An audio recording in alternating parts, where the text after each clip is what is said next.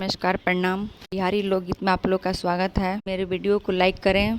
नदिया किनारे बाजा जावा बसिया गइले हो, बेचे लगले सिल्क के साड़ी हो, बेचे लगले सिल्क के साड़ी हो। डावा किनारे दुकानदारवा बसिया गइले हो, बेचे लगले बनारसी साड़ी हो, बेचे लगले बनारसी साड़ी हो।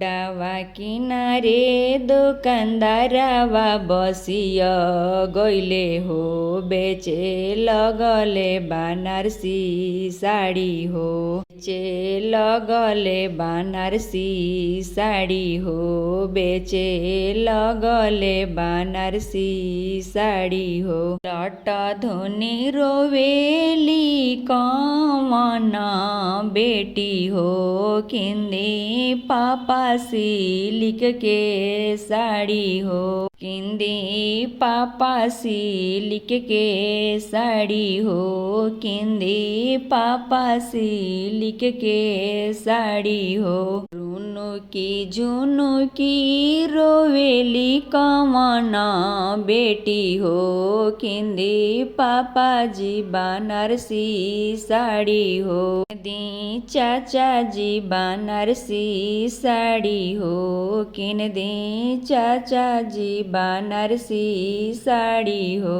मानवा उदास करी बोले लन कवन पापा हो, सुन बेटी अरज हमार हो, सुन बेटी अरज हमार हो।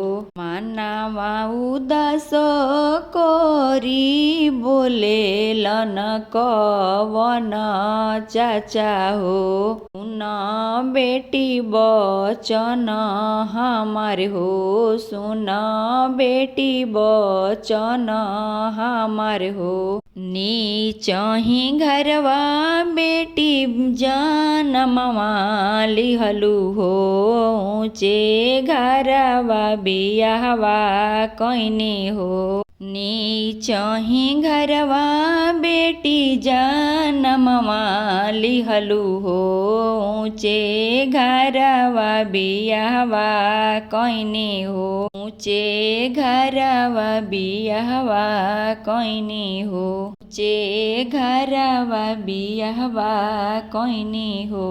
जे पेनी ह सिल्क के साड़ी हो, जे पेनी ह बनारसी साड़ी हो, ओही जे पेनी ह बनारसी साड़ी हो, ओही जे पेनी ह बनारसी साड़ी हो।